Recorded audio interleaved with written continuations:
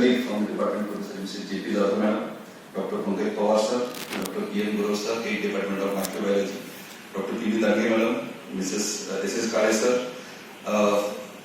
and most respected person, Dr. B.A. Bapat sir, Professor Goenka sir, present on audience, and dear student friends. So today we are here for the inaugural function of this important lecture series called Dnyanvistar lecture series Science, which has been given to the Department of Biochemistry by Hon'ble authorities of Shivaji, Kolhapur.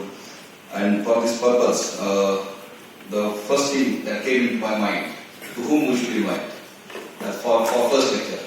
So, as we know that I have been associated with Maharashtra Academy of Sciences, and actually Professor Yadav sir is also presently working, serving as a president of the Maharashtra Academy of Sciences. And we have formed Kolhapur chapter, Maharashtra Academy of Sciences Kolhapur chapter.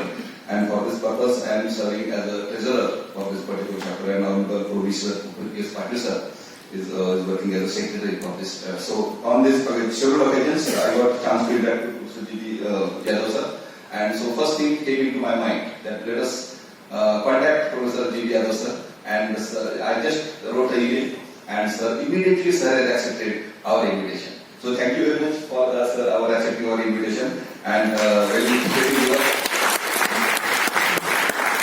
spending your valuable time with us. Alright, so first of all, I would like to inform about this is a particular science series given by PG seminar section by Hon'ble authorities, and for that purpose I would like to thank our Hon'ble Vice Chancellor Professor D.T. Shirke sir, Hon'ble Vice Chancellor Professor P.S. Patil sir, and Registrar Dr. B.H. Shinde sir for bestowing this particular responsibility on the Department of Biochemistry, Shivaji Kolhapur. So on the behalf of all Department of Biochemistry staff members and Shivaji Kolhapur, we welcome all the dignitaries present on the dais.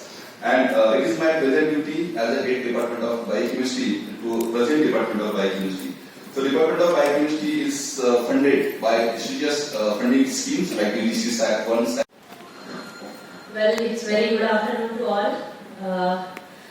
On behalf of Department of Biochemistry, first I welcome. Then respected dignitaries on the dais, Honorable Padmashri, Honorable Chief Guest of today's function, Padmashri Professor G.V. Yadav sir, National Science Chair, SERB DST GOI, Emeritus Professor of Eminence, former Vice Chancellor, Institute of Technology, Mumbai. President of today's function, Honorable Professor P.S. Patil sir, Honorable Pro Vice Chancellor, Shivaji University, Kolhapur. Convenor, Professor K.D. Sonawane, Head Department of Biochemistry. The honorable guests which are present for today's function, Professor B.A. Bapat, Professor S.P. Goenka, all my teacher colleagues from the Department of Biochemistry and student friends. Today it's a very prestigious function, and it's my privilege and honor to welcome you all on behalf of Department of Biochemistry for this lecture series called as Dnyanvistar lecture series, and which is organized by Department of Biochemistry. Today I am indeed very happy for giving opportunity to me to introduce a very prestigious person, chief guest of today's function, Honorable Padmashri Professor G.D. Yadav sir. Actually, the person who didn't require any introduction. He is a son of Kolhapur, and actually he is my mentor, guide, and very good human being. This introduction I think is more than sufficient for sir. And today we are very, very proud feeling moment for Shivaji University and specifically for Department of Biochemistry that he has accepted our invitation and he is giving his time to deliver the lecture, sir. So, I will give the short introduction of Professor G.D. Yadav sir. Padmashri Professor G.D. Yadav sir is one of the topmost highly prolific and accomplished engineering scientists in India. He is a National Science Chair of Government of India, which is very prestigious national honor, and he is Emeritus Professor of Eminence, and he is a former Vice Chancellor of Institute of Technology, Mumbai. As a Vice Chancellor, he has created several records through brought ICT to an international ranking with the establishment of 2 new campuses in Bhubaneswar and Jalna, creation of 23 new programs, several centers and 5 departments and collection of huge funds. He is internationally recognized by over 125 prestigious and rare awards as an academician, researcher, innovator, including his seminal contribution to education, research and innovation in green chemistry and engineering, catalysis, chemical engineering, energy engineering, biotechnology, nanotechnology and development of clean and green technologies. His patented work on the net zero goal, green hydrogen production technology, carbon dioxide refineries, valorization of biomass, waste plastics is internationally acclaimed. He served as adjunct professor at University of Canada, conjoint professor University of Newcastle, Australia, distinguished adjunct professor IIT Guwahati, SOA University Bhubaneswar. He was conferred Padmashri by the President of India in 2016. He has been recipient of 2 honorary doctorates, has addressed 6 convocations of renowned university. He is elected to the Fellow of All Sciences and Engineering Academia in India, TWAS, RAC UK, ICANN UK, amongst others. He was elected to 2 prestigious US academies, the US National Academy of Engineering. Only 23 living Indians are elected to this academy, and a Fellow of US National Academy of Inventors in 2022 to be the second Indian to be honored. He has been involved with the many prestigious policy-making committees of Central Government of India as a consultant to industry and industry association for 40 years. His research productivity is phenomenal with the supervision of 107 doctoral and 140 master's thesis, which is the first record for any engineering professor in India. Besides, he has supervised 48 postdoctoral fellows, several summer fellows, research staff, etc. His productivity is phenomenal, and having 515 original research papers, 120 granted national PCT patents, 8 new patent application, written 3 books with the H index of 67, Artin index of 337 and 16,500 citations. He is on board of 6 listed companies as an independent director such as Godrej Industries, Arctic Industries, Clean Science and Technology, Organics, etc. He is on the editorial board of International Journal of ACS, RAC Advances and elsewhere. He has been honored with many prestigious Lifetime Achievement Award by professional bodies, industry associations, philanthropy organizations and institutions of higher learning. The most recent is by the Indian Drug Manufacturer Association. Currently, he is the president of Indian Chemical Society and the Maharashtra Academy of Science. He is a poet, having written the university song for ICT and is fond of Sanskrit, Vedas, philosophy, and anthropology, and more importantly, he belongs to Kolhapur. For being our guest once again on behalf of Department of Biochemistry. Again, Professor K.D. Sonawane, he has shouldered me to introduce again the great personality from Shivaji University, our Honorable Pro-Vice Chancellor, Professor P.S. Patil sir. His biography actually everybody knows that he is from our university. He did MSc in Shivaji University, PhD is also in Shivaji University, and currently working as a Pro-Vice Chancellor of Shivaji University.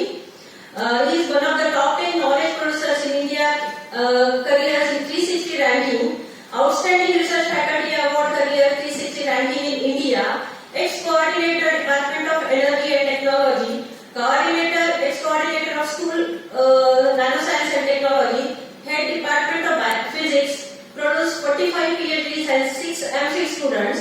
7 MPhil and PhD students are currently working. Published 453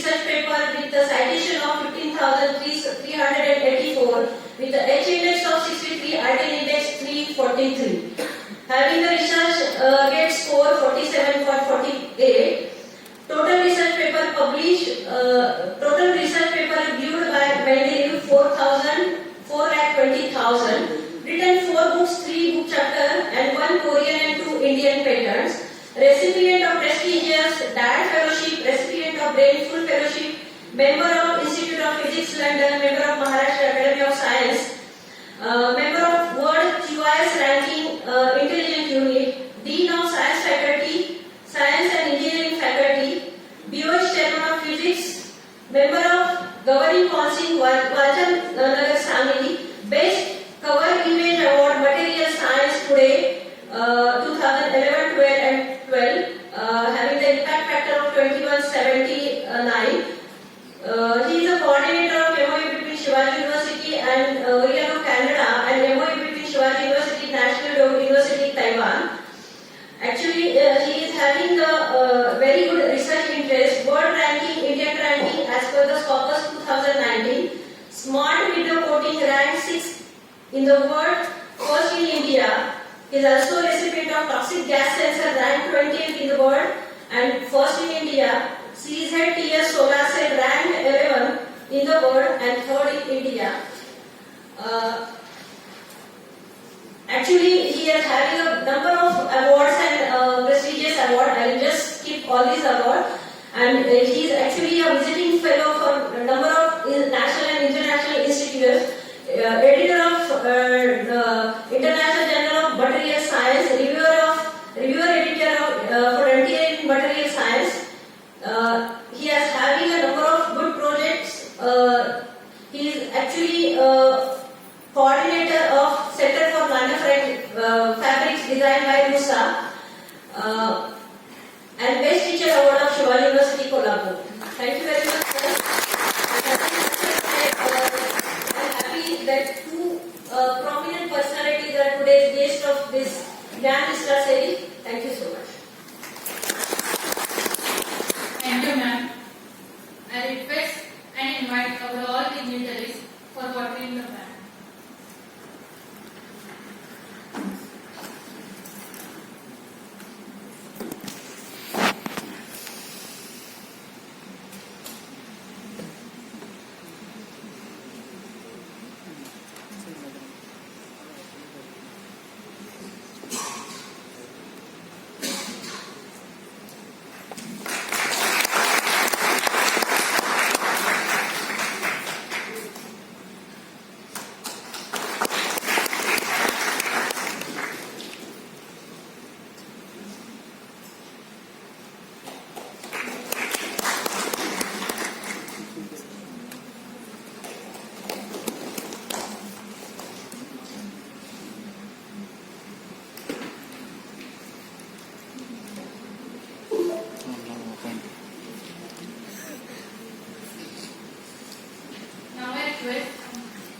Honorable Pro Vice Chancellor, Shivaji University, Kolhapur, Professor Dr. P.S. Patil sir, to felicitate our today's chief guest.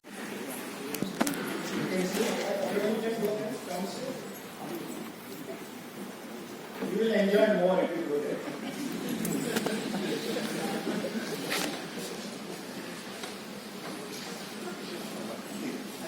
Thank you.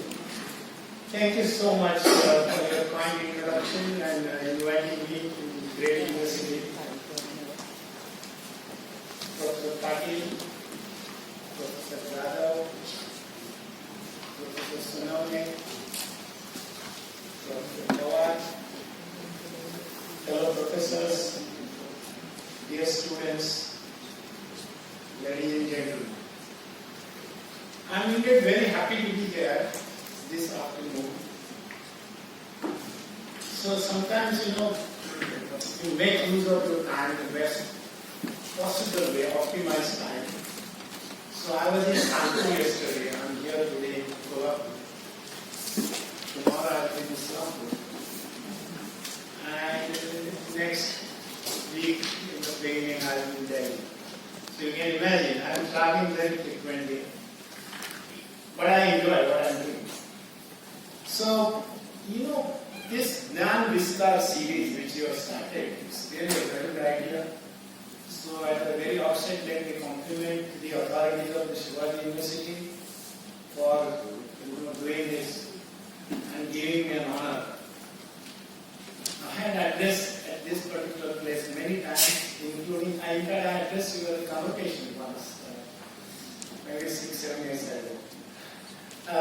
So, ladies and gentlemen, everybody is talking about net zero. Even the person who has zero knowledge also says net zero. And that is the politician. He doesn't know what is net zero. Because everybody says it's a bandwagon. You introduce some terminology and everybody says this. Without understanding it. But really we have a serious problem today, and that problem is related to energy, environment, and what we are going to do. So, I deliberately chose this title because I've been working in this area for a number of years, and I thought I would give a glimpse. And as far as possible, I would not introduce any equation because you may not like mathematics. And some chemistry would be there, but anyway, part of it has to be there. So, ladies and gentlemen, will it go forward or do I do like this? Oh, okay. Well, your software is not compatible, that much I can tell you. So, look at this particular slide over here. The atmospheric concentration of carbon dioxide about which we are worried, this is the so-called greenhouse gas C1. So 410 ppm just before the pandemic began. However, you know that during 2020,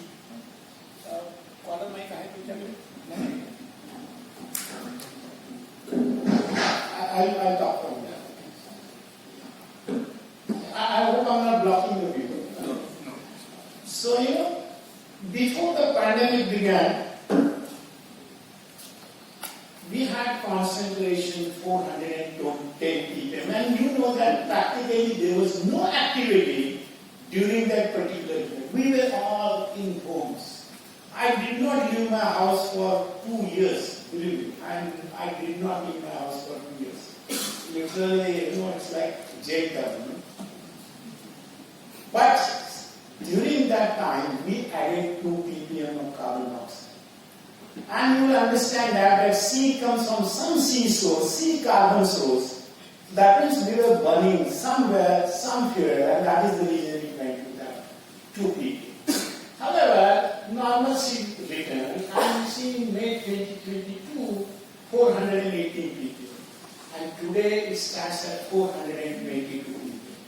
So what is the prediction? The prediction is that if we do not have technological intervention of any kind, this concentration will rise and will become something like 2000 ppm. This is a prediction. This is a model-based prediction, and remember, all models fail. So anyway, this will be 2000, and that will be by the year 2200, 2250. You don't have to worry, you don't have possibly have. Unless we take rebirth, right? So that is the problem. And so what happened actually, and you see that, and the temperature rise will be something like 6 to 8 degrees C. That will be havoc. It will be catastrophic. No species on the face of Earth will survive that. Remember, so we have a responsibility today so that our future generations enjoy. We have to return our Earth in its entirety. So this is what is going to happen. And so what happened in 2015, the so-called Paris Agreement, this is the beginning of the so-called net zero concept.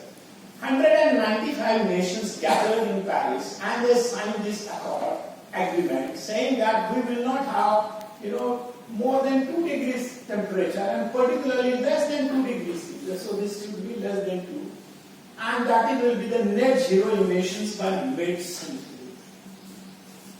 So what is going to happen? However, what happened during that particular conference, United States, as usual, did not sign that agreement, the accord.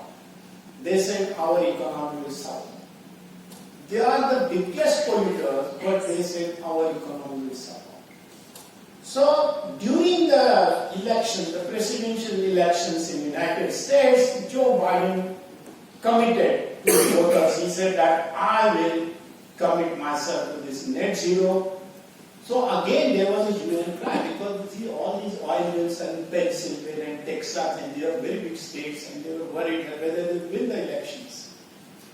But he kept his promise. And next year, exactly what he did, on during these 2 days, 2021, he arranged this conference called Leaders Summit on Climate. Our Honorable Prime Minister Sri Narendra Modi ji also attended this. The whole idea was to recommit to this goal, net zero goal. Now you understand what is meant by net zero goal. And following this, every year there is this climate conference, okay, climate change conference. So in UK, that was in Glasgow, our Prime Minister said, COP26, India will commit to net zero by 2070. Now the original goal is 2050. Why did we deviate from that original goal? Are we not confident of our scientists, engineers and industries? I have this question. So I myself do not like this 2070, but that is a political decision. You have to avoid that. That means we are buying more time. Okay, but that is a lot of time. 20 years is a lot of time, believe me. 20 years is a lot of time. So why not 2050? My personal belief is our science and technology, our scientists and engineers are capable of doing it. The industries are capable of doing it. And I will point out some of these industries which are highly polluting.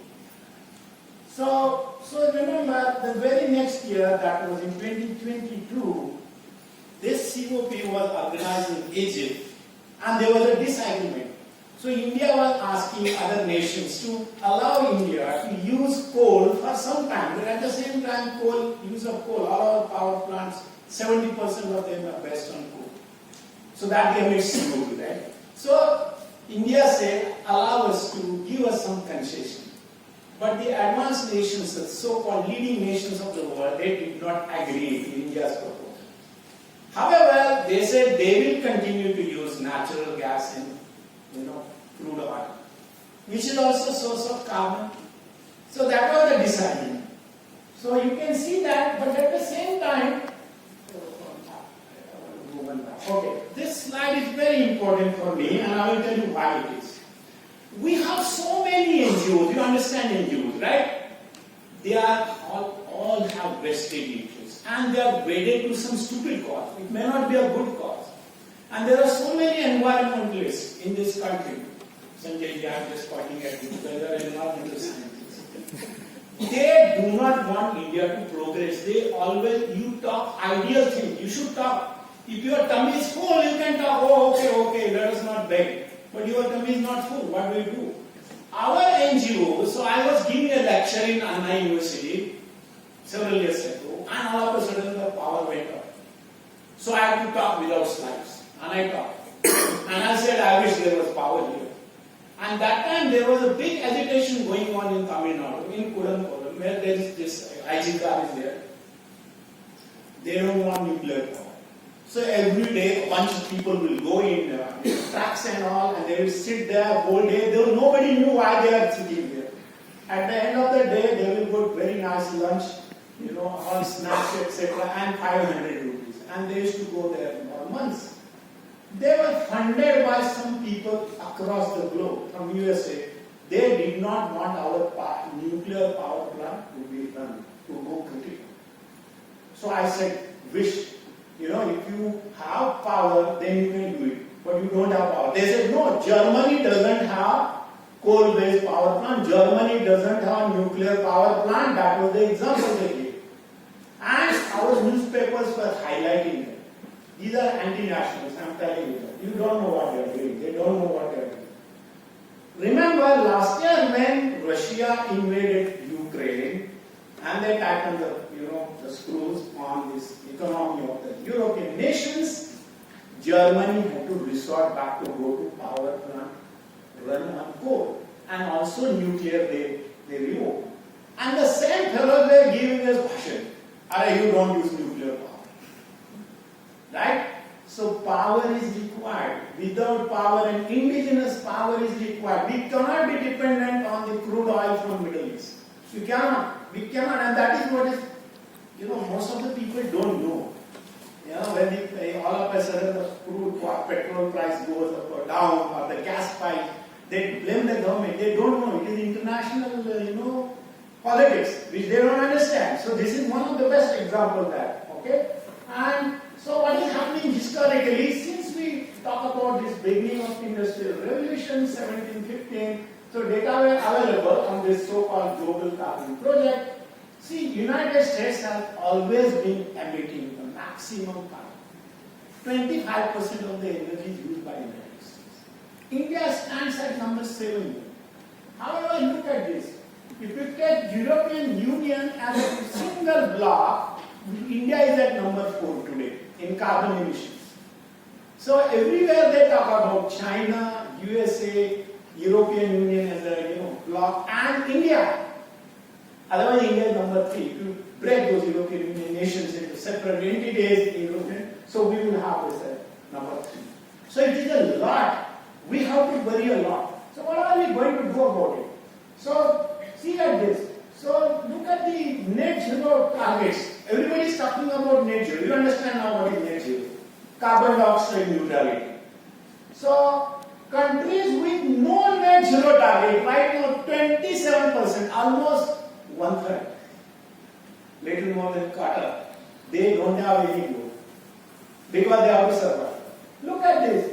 United States only 12% of this, China 25%, European Union 7%, and other countries 29%. India is included in that. So although we are talking net zero, not everybody is following it, and that is a very big worry. Although we say that 1.5 degrees C will be by the year 2100, it is now believed, just last week there was a report, that we may achieve that goal by within next 2 decades. And we'll have horrible problems. Now like last week and early this week there were rains. Right? These are unseasonal rains. So this is what is going to happen. And so these so-called ESG goals, every company has to give it. All companies, whosoever is listed, because I'm on the board of companies, we always talk about ESGs. That is climate change strategies, biodiversity, water efficiency, energy efficiency, carbon intensity, environmental management system. This is top. And now universities have to talk it. And my challenge to Dr. Jyoti Yadav and P.S. Patil and others, make Shivaji University a zero waste campus. I give a challenge. You make Shivaji University zero waste campus. And if you do that, then you are a good university. So what is happening, remember, because of this carbon problem, we are talking about smart mobility. These days we are talking about smart mobility. What is the meaning of that? That is a revolutionary approach. That means you have to be more green, safe and efficient and sustainable. Our energy sources have to be like that. So even if somebody says electric vehicles, EVs, by 2030, which is our Hon'ble Transportation Minister, Sri Natin Gulkar, is talking about EV. By 2030, all vehicles will be replaced by EVs. That means electricity, right? You need electricity, otherwise how can you have EV? And if you are using coal for electricity, your EV is not EV, it is CV, it is coal driven. Because, see, you are diverting your attention. It is a diverting attention, right? You are diverting somewhere else. I am using EV. But where are you getting the energy for that? You are getting it from. So this is one of the problems. Remember this travel. Passenger car, freight, aviation, shipping, almost 2.5% of carbon dioxide comes from shipping industry. And remember this, 60% are from international flights and 40% from domestic in aviation. So a lot of pollution is done which is not even seen. And many times, people used to blame chemical and allied industry. I said, it's a pillu industry, small in comparison with all these people, right? All these sectors of economy. So this is what is happening. So look at this. So energy, see, passenger transport and freight transport. So 3-wheeler, 4-wheeler, air, passenger, rail, you see by 2020, this is the statistics available for India Transport Outlook. And you see, when you look at the freight transport, the trucks are going to be a major source. So trucks pollute a lot. They emit all particulate matter and whatnot. So we have to worry about that sector. Then you will worry about. So what is the? See, how do you get India's transport greenhouse gas emission to be zero? Because that is the target, right? So remember, most important is electrification and alternate fuels. They will contribute, but also the government has to change the policy. So so you have innovative urban planning. There is a modal shift and improved efficiency. So if you improve efficiency even 0.5% of anything, any transportation, vehicle, you will achieve. So remember, since we are, this is a very interesting statistic. Freight service will go 5 times from 2,000 billion ton kilometer to 10,000, and this is where trucks will, dominate that entire sector. So achieving the net zero goal is a very, very tough challenge. Okay, so what happens in the case of this government? The government has to, look at a policy. How do you get this to zero? Once again, it is similar statistics because you have to have substantial investment, institutional development, knowledge share, and technology transfer. This is what they are talking about in the net zero. The developing nations are asking the developed nation, can you share your technology with us? Then only we can achieve that 2050. You cannot say, I have patented technology, I don't want to share with you and you should pay money. So this is one of the things which will happen. So see now EVs. So in 2-wheeler, 3-wheeler segment is going to be very important. And remember, so CNG, liquid fuels, including methanol and electricity. So buses, then 4-wheelers. You see that 3-wheelers and 2-wheelers, all these segments, EVs will be very common. So that is, there is a job market for EV and all this, right? It's a different kind of job, different kind of technology. So what about hydrogen? So hydrogen, since it is my pet topic, I will talk about that also. Remember that greenhouse gases from shipping industry, I mentioned earlier 2.5% of the emissions come from shipping industry. Ships emit a lot of carbon dioxide. The aeroplanes emit a lot of carbon dioxide. So we have to worry a lot about this. So what is going to happen? We will have green electricity, then hydrogen and ammonia. These will be used as fuels in future. So hydrogen is going to be the savior of this world. So that is what it is. So if you want to have a zero carbon fuels in shipping, your biofuels like first generation, second generation, third generation, fourth generation, naming everything, and the so-called, you will have to have the infrastructure part, and we are talking about the so-called electrofuels. We can go to that particular section. So what is my prophecy? Well, I am going to, prophesy something, and that is what it is. India will be a leading exporter of green energy. India has planned to have 900 gigawatt of solar energy. Imagine solar energy, 900 gigawatt. So that is very big sector. But there's another problem. Green hydrogen will be less than $1. And so I've been saying that I can produce hydrogen less than $1 since 2015. Nobody believed me. But now everybody says, okay, show me how you are doing. So that is what happens. And then the next is, India will be the third largest economy. $30 trillion. Today we are 3.2 trillion. If you look at the PPP value parity, it is 11.5 trillion. And we want to be, so can India be number one? Can India beat China? So this is a very big issue for us. And for that we have to have a lot of manufacturing. It is not just app based. You cannot make that money on apps. Right? You cannot make.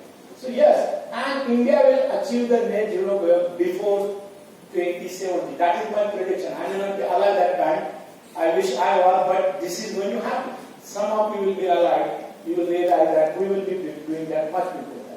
And if the net zero is achieved, will the world be peaceful?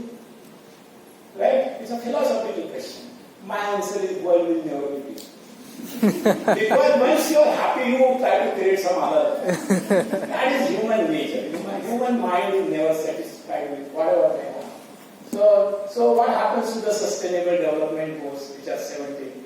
Because that is, so I'm going to talk about that a little bit. So remember, the reason is that why we have this problem, it is because of carbon and carbon alone, and we require carbon for our survival. Without carbon we cannot survive, but carbon is creating a problem. So you see that, so we wrote a very interesting paper 2 years ago, almost 2.5 years ago. It has given a lot of ideas to planners, energy planners, and there are more than 9,000 downloads of this article. People call me from Canada and Germany and USA. Why do you say like that? And so we have shown by calculations that what could be done. And so the article title itself is Production of Fuels and Chemicals in the New World. So we had debated about biomass and other things. So use of carbon-based fuels is the real culprit of this greenhouse gas. So if we want to go for negative, it is not neutral. So the goal what? It is so far net zero is neutral. I am saying it should be negative, not neutral. Neutral is a bad idea. Although you can be happy if you use bioethanol and whatever, but it's not a good idea. Okay, so we see that energy, environment, and climate change and decarbonization. So we must decarbonize our economy. That means our sources of energy must be other than carbon. One simple sentence. You remember that. Okay. And so this, since some of you at least must have studied chemistry in high school, or maybe you are chemistry students here. So show anything which is man-made, which does not use chemicals. And if you can show that, scratch your head now also. You will get 100 million pounds per year. Okay, this is waiting since 2008. This is waiting. This price is waiting. So I'm giving an opportunity. I'll give you 100 crore. I don't have that with me, but I'm telling you that I will give you 100 crore. Can you find? So nobody has found till today. Not going to find. So only thing what is going to happen, the queen will go away from it because she's dead and gone, and Charles will replace that pound note. Okay, that is what is going to happen. But that award is still there. Okay. All right. So the problem what we have right now is this. Look at it. We generate a lot of waste. To protect the earth, we have to reduce our waste. That is number one target. How do we reduce waste? So that means you have to optimize everything. So can waste be converted into wealth? So waste should not be looked from a tinted glass. You have to say that I can convert that into wealth. That is a systems engineering approach. Only useful materials go inside and the useful products come out. Everything is recycled and reused. That is the whole idea about this. So look at this. So the sustainable development goals, we have to see that society accepts it, it is environment friendly and it knows to be economic. So I may say green chemistry, green engineering, blah blah blah. I may write a paper also and I may become famous, right? But the Shivaji who is having that plant, the owner, he is not interested in that. He is interested in the green dollar. Okay, he says, give me more dollars and I'll be happy. Whether Professor Yadav, whether you do this, can I make more money? That is his first question. So as a scientist or engineer, I have to show that I can make more money by adopting new processes. So this is to be done by calculation. I have to show to the people that yes, it is a very good idea. So remember, so we have these two goals, goal 1 and goal 2, that is no poverty, zero hunger, and then industry, innovation and infrastructure. These three, there are a lot of chemistry and biochemistry and science and technology in this, which can be used to have this sustainable development goal. So one of the most important things here, people talk about circular economy without understanding what is circular economy, right? So circular economy is nothing but recycle engineering. It is engineering because you have to recycle everything. Okay? And so I tell my chemical engineering students, don't have to worry about it because chemical engineering will be always at the forefront in recycle engineering. Because why it is very important, as the next slide will tell you that. Okay? You see, so see, for example, in 1.6 billion tons of carbon dioxide, when you have the waste, this was in 2016, that is only related to waste, carbon dioxide, and solid waste related emissions will be 2.38 billion tons CO2 equivalent in 2050. Apart from the other carbon dioxide, right now it is something like 40 gigatons, 40 billion tons we are emitting every year. So this is the recycle engineering. What I am saying, that material recycling, sustainability and zero waste society. We have to create zero waste society. So zero waste Shivaji University, that is the target I am giving you. Right? Everything, whatever lying somewhere, can you make it zero? Okay? And so there is a tremendous scope for Indian chemical industry for green hydrogen and green ammonia. So anything which is waste, converting this into some useful product or something else. So if we don't do that, we will require 3 Earths, if not more. We'll have to leave this Earth here, polluted Earth, and go somewhere, have space colonies, maybe go and occupy some other planet. So that is the future, right? So we have to do this. And remember, this is one, because we are talking about solar and all, so let me give you a little bit of glimpse of this. See, use solar panels, wind turbines, plastic batteries in construction and delivery. The solar industry started in India in 2000, year 2000. These panels do not have more than 25 years of life. That is, now they have come for replacement or thrown in. They are not efficient. The efficiency is very poor, arguments. What do? You have to throw them. So when you throw them, this is what is going to happen. In the case of wind blades, tons and tons of wind blades we are available. So and we are talking about solid waste. We want to minimize it. And same thing is going to happen with the solar panels. Have you thought what is going to happen with this? So whether it is a wind blade or a solar panel, we have to reuse it. And I will tell you how hydrogen is going to help India.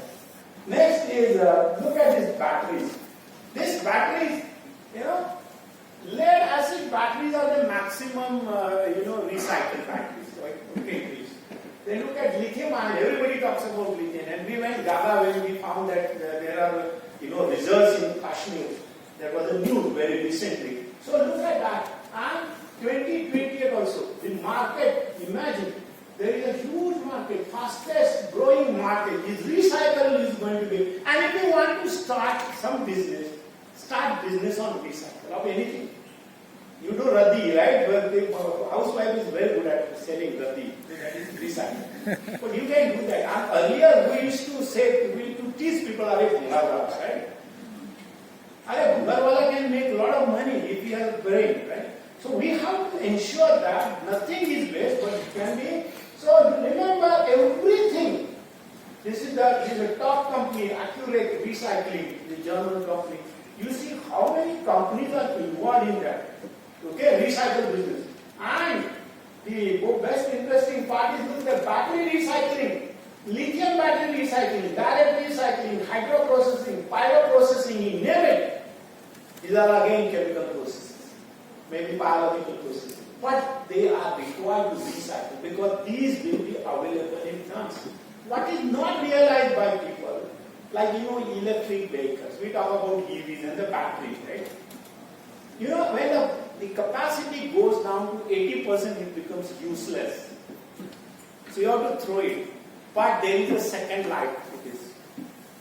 Okay? So the recycling is very important. The plastic, the new cover cases, the lead, new grades, electrolyte, and name it. And everything in this, battery, lead battery, 99% are recycled.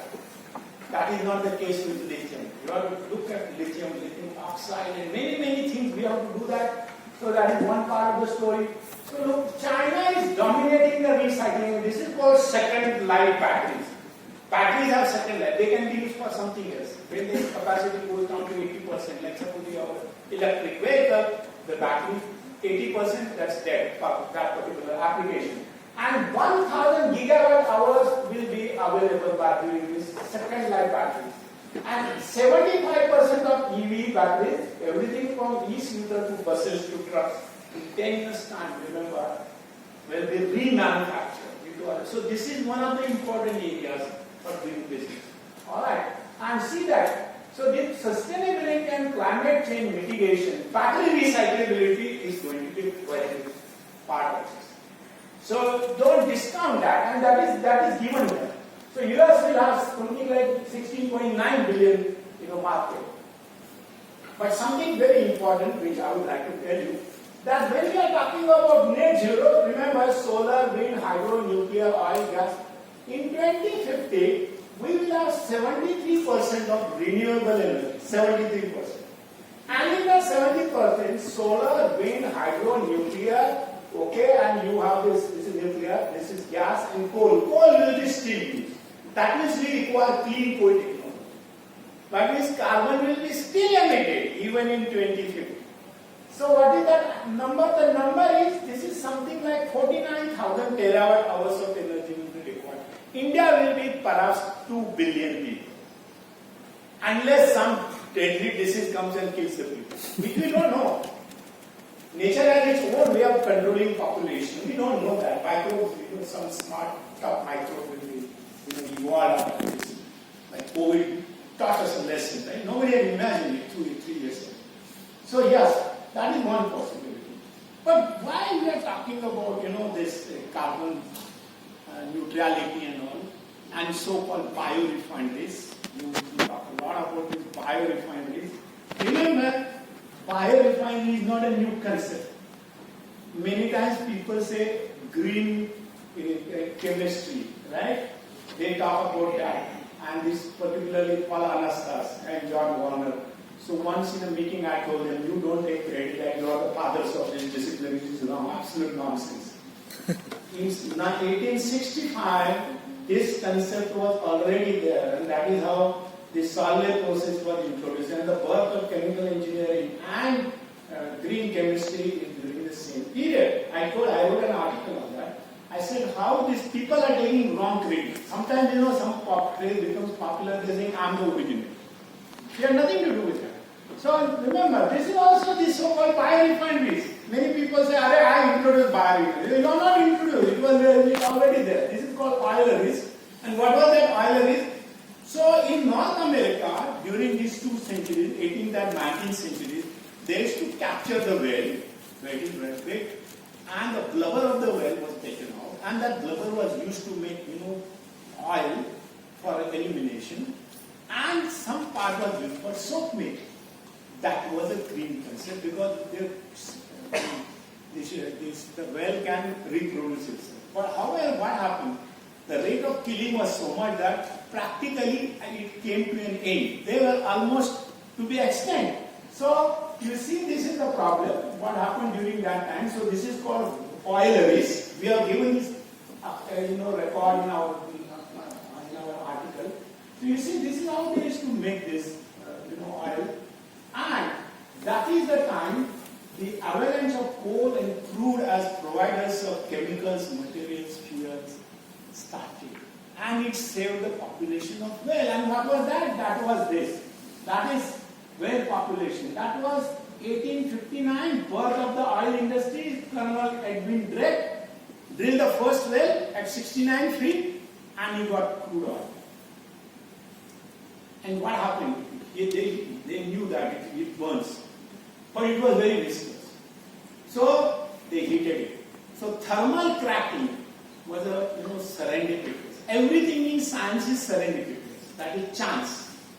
Louis Pasteur used to say, chance happens to the most prepared mind. Not anybody. Any Tom, Dick and Harry doesn't get the idea. You have to be working in that day in and day out.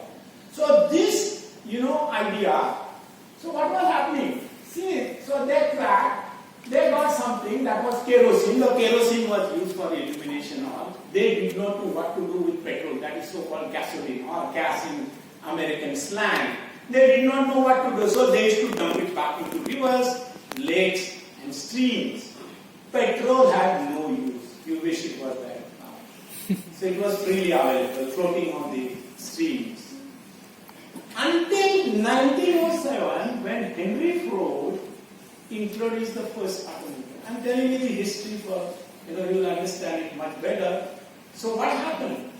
Because of that, this gasoline or petrol got some use. So we have to thank this guy. And simultaneously, this industry grew like anything. In 1895, we had oil dredge, Oil India in Assam. Okay, we had still that well is producing. You can imagine how many years have gone by. So, and this business, so everywhere, crude oil, that is how the carbon emissions increase. The history is very important because they became so much dependent on that, so that is how it happened. And this business became so complex that during World War II, in 1930s and all, you will see that, so this is the birth of oil industry. You see that The Allied forces, which included Russia also, along with United States, UK, and France, they had better aviation fleet. Quality was good. So their planes could run faster, they could fly faster. And that is how they defeated the Nazi Germany. We have written in our article about this in chronological event. Very interesting. Every story has a side story, okay? What was the side story? A lot of work was happening on catalysis. It is catalytic chemistry which saved the world. Catalytic chemistry. And who were the leaders? See, like UOP in the United States, that as a company, they were chasing catalytic chemistry. And there was one gentleman in Russia, okay, who was part of this whole story, Vladimir Patil. He was a military general. He retired at the age of 60. The UOP guys were waiting for his retirement. So when he retired, he told his wife, now we are going by train to Berlin. And he told his wife, dear, look at your country. You are not going to revisit this country. But there is something waiting. So the Germans are very clever. Whenever they want somebody, they will agree to any demand. So Vladimir Patil knew only German and Russian. He did not know any other language. But still they wanted him for his science. But he had a condition. He was a colorful man. He had a girlfriend also. He said, you have to hire my girlfriend. So UOP hired his girlfriend as well because they were interested in his science. He was nominated for Nobel Prize several times, but he never got it. History was unkind to Patil. Although he was elected to the Hall of Fame in USA, like Mahatma Gandhi never got a peace award, Nobel Prize. That makes him different. Yeah? If he had got it, everybody would say he got it. But because he did not get it, people say why he did not get it. Vladimir Patil, same thing happened. More than 200 patents in all this catalytic chemistry, platforming, hydroforming, reforming, everything was done by him. But several times he was nominated, but the committee said, oh, he has a military background. Although he fought for the Allied, but they said he is a military background. So he was never given that honor. So this is history, right? So refineries are very complex which practice catalysis, waste minimization, atomic economy, safe continuous processing. And their so-called E factor, impact, is less than 0.1. That means in refineries, you will find everything is used. All carbon is used. Ultimately the tar is also used, right, for something. So nothing is wasted, and that is the whole idea of this. So what is happening? So now if we don't have any crude oil, what will you do? Because it is going to be exhausted by 2050. In the year 2020, we used to process 97.4 million barrels of crude oil per day. Now it has crossed 100. Will it be 150 if we have no other source? And this is where we have to really worry, because that carbon is going to kill us in future. So if that is not the case, what is going to happen? Probably by 2050, and the capacity could be very large. Or before that, due to cheap biorefineries, and because we are trying to get the net zero goal, one of these two things will happen. For the crude oil to be eliminated out of the market. So next thing is, so what is happening? This is where hydrogen comes into the picture. Hydrogen's role, because of my title also talked about green hydrogen. Its time has come now. I have been writing to the ministry and even PMO for a number of years, make hydrogen economy. I would not take my idea. It has been there, but we have been working in that area for a number of years, more than 17 years. We got several patents and all. So but I believe that hydrogen is the savior. Nothing else is the savior. So what I'm saying that, so it is like this, So you have Brahma, Vishnu, Mahesh, the Trimurti.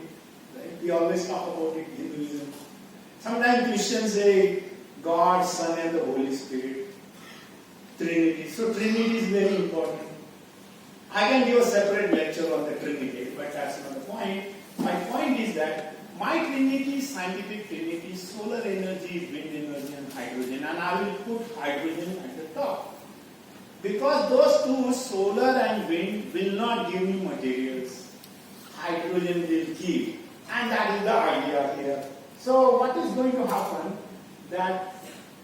So you see, so this is the hydrogen economy, the time has come now. And I'm going to give you some examples of this. Okay? So remember what happened in last year on February 17. The Ministry of Power announced a policy, hydrogen policy and ammonia policy, and what they said, they will meet 50% of country's energy requirement by renewable resources. So what is this? Since you are a student of chemistry, some of you at least, and you understand it, that means it will be water and air as our feedstock, the simplest feedstock. Like, you have learned this in the Panch Mahamudra, right? One of the things, Panch Mahamudra. So this is the Panch Mahamudra. Water and air. So I will get nitrogen from air, I will get hydrogen from water, so they will help me, they will save the world. And I need oxygen also, right? So this is what is going to happen in this. So one of the things that the government announced is that they said that we will have green ammonia also. And what is green ammonia?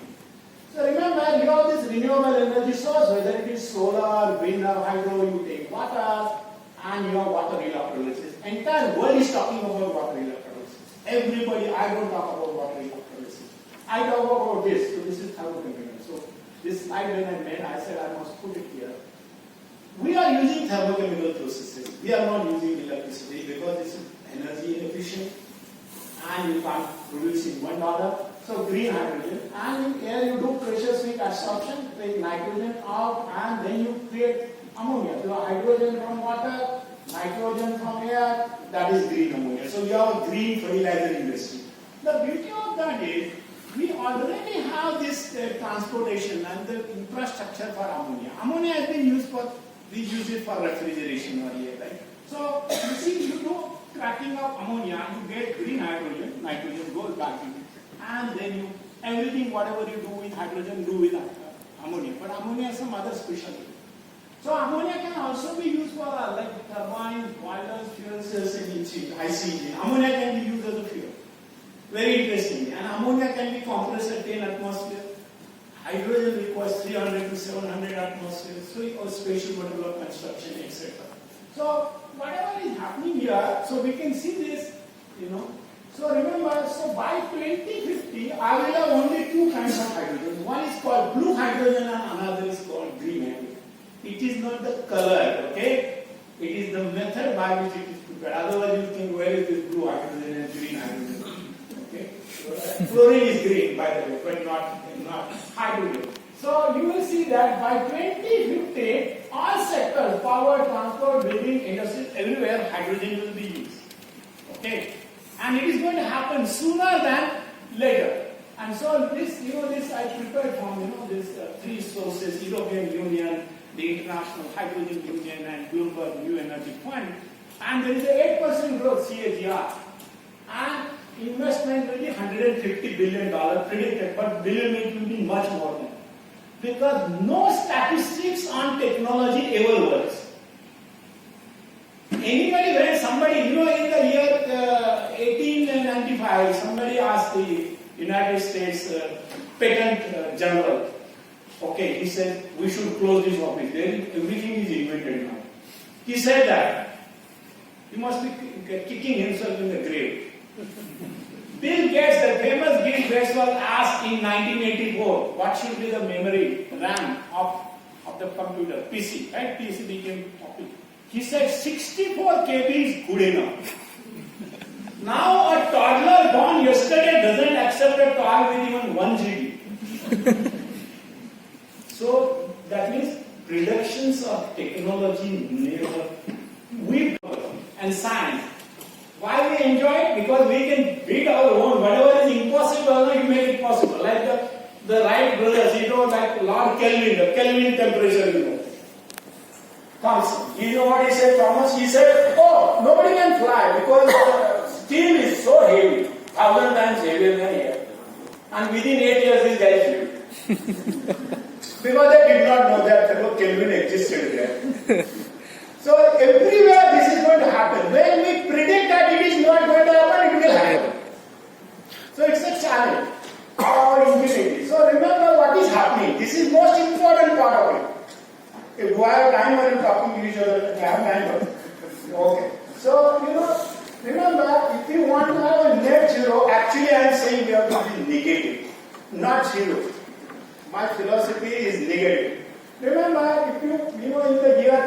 2020, we were emitting something like 35 gigatons, billion tons, okay? It has to be brought down to something like 10 gigatons, then only you can achieve 1.5 degrees C. That means you have to take carbon dioxide from the air. Or you take it out from your fuel supply. You take carbon out of your fuel supply. So that is the reason when you say net zero goal, we have to have, that is our target, nothing beyond 10 gigatons.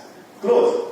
Okay? So this is where hydrogen plays the most important role. It is the lightest, safest. I have deliberately used that title, safest. It's a safer fuel. So what happens with hydrogen? So we have this, and now I will tell you what is meant by green hydrogen, blue hydrogen, and grey hydrogen. So green hydrogen is the electrolysis of water, that is what, because there is nothing else, water and oxygen. Or thermochemical, which we are using, and you have to use clean electricity from wind, solar, hydro, and nuclear energy, because it requires energy. And gold standard is zero energy, that is the gold standard. Green hydrogen is the gold standard. What is meant by blue hydrogen? You may have any source of carbon. Even if you want to produce hydrogen from carbon, it is so-called steam reforming, more hydrogen comes from the water part of it than the other part is carbon dioxide. Right? If you capture that carbon dioxide, 90% of that becomes blue. Okay, so this is the blue hydrogen.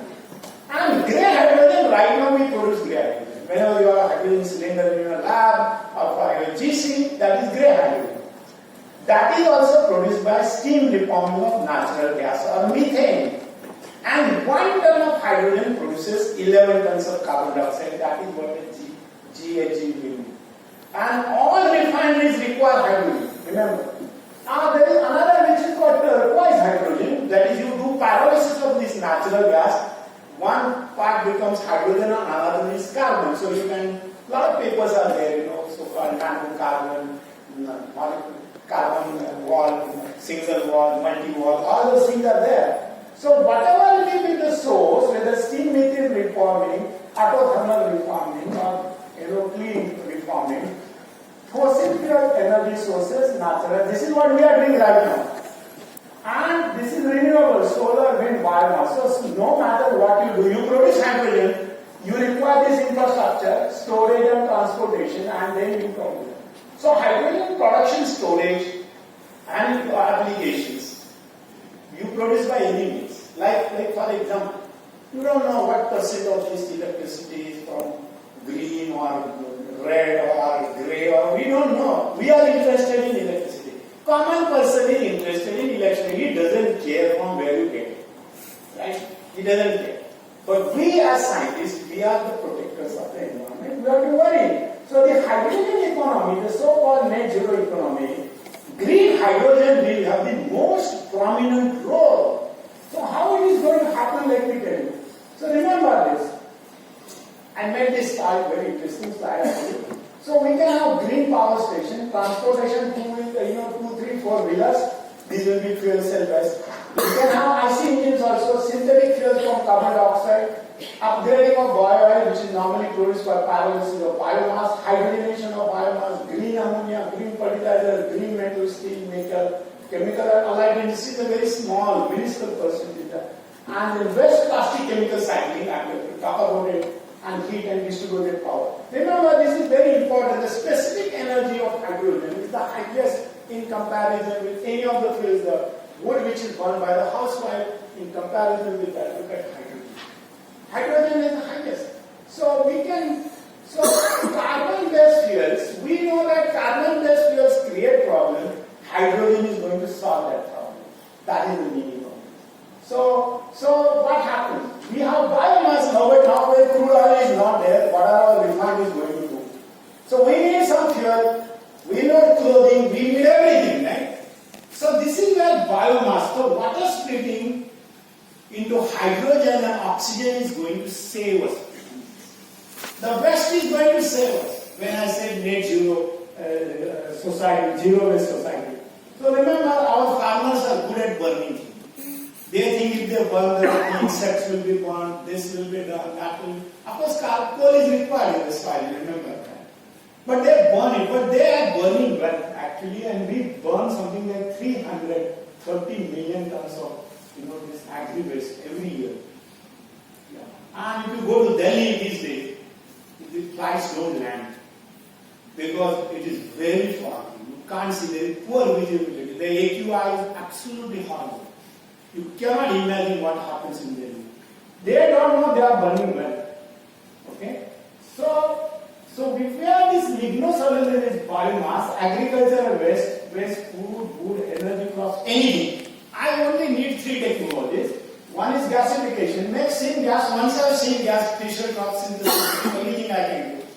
Okay? Then the fuels. Or you have the liquefaction, go to pyrolysis, then you get biochar, you get bio-oil, and bio-oil has to be hydrogenated to make it better fuel. And you have liquid phase reporting, xylose, glucose, lignin, aromatics, everything. So these become our feedstock. I can play with them. I can play with chemical catalysis, biocatalysis, name it. I can play and produce a host of chemicals. And these will be my benzene, toluene, xylene in future. That is the furan chemistry, perpyral alcohol, HMM, and urylinic acid. They are going to be very important feedstock for all future industry. Okay, so what we do now? So remember, we did a lot of work in my laboratory. Most of the molecules we have studied. So I won't go into details of this, but I will tell you that anything you have carbon in that can be converted, waste carbon in particular, can be converted into a host of chemicals, a gamut of chemicals we can produce in that. And so one of the problems is the farmers can benefit by hydrogenation of biomass. Farmers, they are only interested in sugar because they think they can do a lot of money. This is not the case. In fact, without sugar cane, we can produce sugar, right? We can produce that. I'll tell you how to do that. So remember, in the oil refinery, ultimately this is what is happening. Carbon dioxide is the end product of that. Even in the biorefinery, because we say trees are taking care of it, so we go on planting tree, like we water the tree there. Right? We believe that tree is going to save us from carbon dioxide. Yeah, rightly so, but not enough. So this is the so-called carbon neutral. What we are talking carbon neutral, this is what. Nature takes care of that carbon dioxide. Photosynthesis. And here it is the greenhouse gas. So the fossil fuel is leading to greenhouse gas and the other side it is leading to carbon neutral. But I am saying no, we should be carbon negative, not even neutral. Neutral means status quo, right? We think nature should we plant thousands and thousands of trees and it will take care. No, that is not going to help because we have already destroyed the environment so much that we have to do something better than that. Okay. So, you see, so the fossil fuel exhaustion can carbon dioxide be the new oil. So now when we have no crude oil, all these Middle East countries, we don't have to depend on that. Now we have to depend on our carbon dioxide. Correct? So carbon dioxide will be our new oil. That's what I'm going to say. So look at the carbon dioxide refinery. Instead of petrol, crude oil refinery, I have this, and these are all catalytic processes, whether it is chemical or biochemical or whatever. I can make green urea, methanol, dimethyl ether, hydrocarbon, DME, formic acid, organic acid, propylene carbonate, salicylic acid, cyclic carbon, name it. All sorts of chemicals I can make and they become feedstock for something else. So I derive secondary industry, tertiary industry, quaternary industry. So carbon dioxide becomes like my oil, new oil, like crude oil is there, I replace all those processes by carbon dioxide. So look at the bulk chemicals, where I don't have to look at the structure there, they are very complicated. The point is that I can use carbon dioxide as a feedstock. That is why I can term this point. Coin this term as new oil. And then methanol. Once I have carbon monoxide and hydrogen fuel gas. But even carbon dioxide, which we did, a lot of work we did in our lab and we are patented and transferring this technology to industry, that methanol itself is a very good fuel and source of variety. So methanol based industry can be started. We wrote a very important review article also. And dimethyl ether can also do the same thing. So methanol and dimethyl ether, both of which are derived from carbon dioxide, which we did in our laboratory, like others. And so my question to the experts is that, This is a very important question because all over the world they are talking about biofuel. So we said, why biofuel? Can we counter that argument? Sometimes as a scientist, you must counter why this and why not that. Don't have to accept. In fact, I tell you should not accept what the professor says. You should challenge. Then what you will think? Otherwise, the professor says, add benzene to toluene and heat it. You hate it. Then you are not a good PhD student. You can substitute anything by anything else. Something will happen. Right? It is like cooking in the kitchen. Same vessel cook something. No, you must ponder and ask the question, why am I doing this? Can I have something, some option for that? So this is what it is. So what should biomass be vested on making low value, high volume like ethanol is very low value. Come on. Can I use it something else? So that is the what thing we discussed. So once again, hydrogen becomes a very important source here. Look at this is the current refinery. Look how hydrogen made natural gas, steam. You get carbon dioxide as a co-product of this is the grey hydrogen. And this is required by all refineries. That hydrogen which we use, even now in the hydrogen vehicle, it is grey hydrogen. It is not the green hydrogen, you remember. And same thing, all these crops, carbon-based crops, everything, they can also be converted into something else by hydrogen.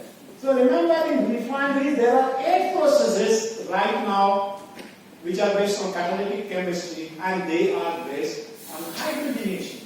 So refineries are using hydrogen to the maximum.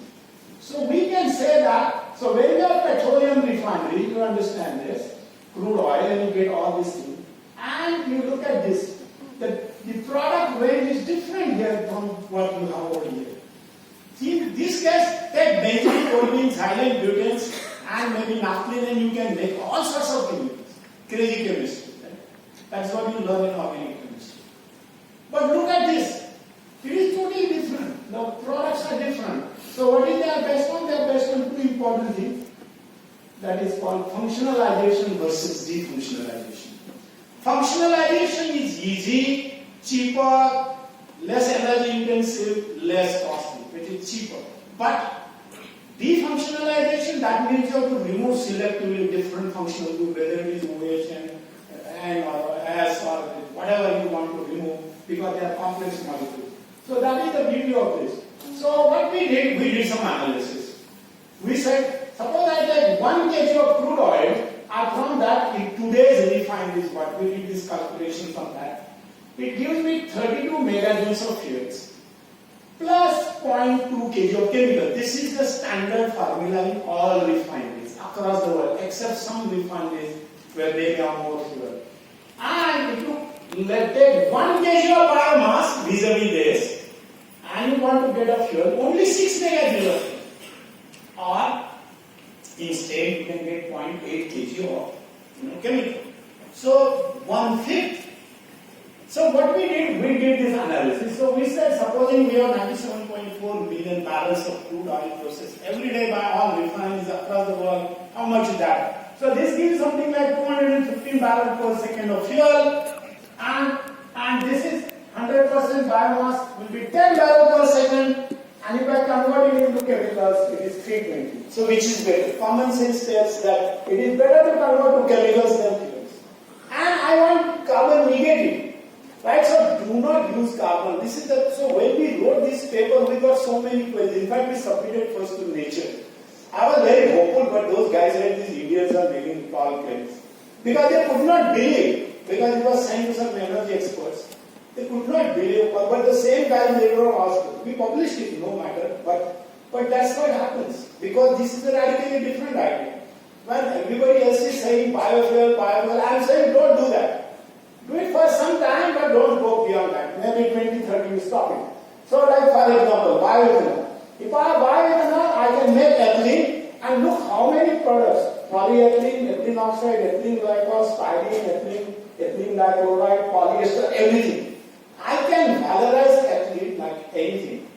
Once I have, and earlier they used to do ethylene hydration to ethanol, that was done earlier, when the fermentation was not known. So we are reinventing the wheel. So this is our, so what it means, carbon should be used as a source of chemicals and materials. Bioethanol is more valuable as a feedstock for making chemicals rather than burning it. That was the conclusion of our paper. And so we say everything else, use solar, wind, geothermal, nuclear, hydro, and hydrogen as energy sources, and not the other way around. So you see, for example, why hydrogen? These cellulose, hemicellulose, lignin, all these reactions you can do, and very interestingly, all of them are catalytic reaction, whether hydrogenation, dehydrogenation, oxidation, condensation, hydrolysis, isomerization, anything. And so I can have C5, C6 sugars from hemicellulose, so I don't have to grow sugar cane rather. Okay, I can produce this once I have cellulose from any waste, biomass. And so, and the lignin part right now in sugar factories, they do it so-called cogen process. They burn it and make energy. This can be produced. They used to produce a variety of chemicals. So look at this: syngas, hydrocarbons, phenolics, oxidized products, macromolecules, catechol, resorcinol, everything. All those things can be made. So what we showed, and we have worked on many of these things in my lab. So C5C6 sugars from this. Look at this: oxidation, hydrogenation, hydrolysis, isomerization, all those things. And look at lignin: oxidation, hydrolysis, all these things.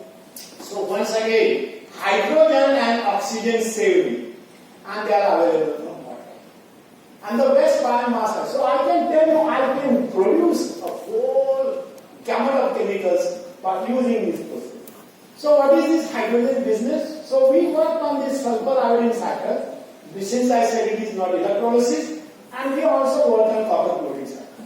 And this was supported by ONGC Energy Center. So we could produce by our, I'm not going into the details of the technology, it is painful, development of technology is very painful, and you should not give up. So we worked very hard on this. So I can produce it less than $1, 95 cents. So people would not believe me, but we proved that different capacity, and this is for 100 tons per year.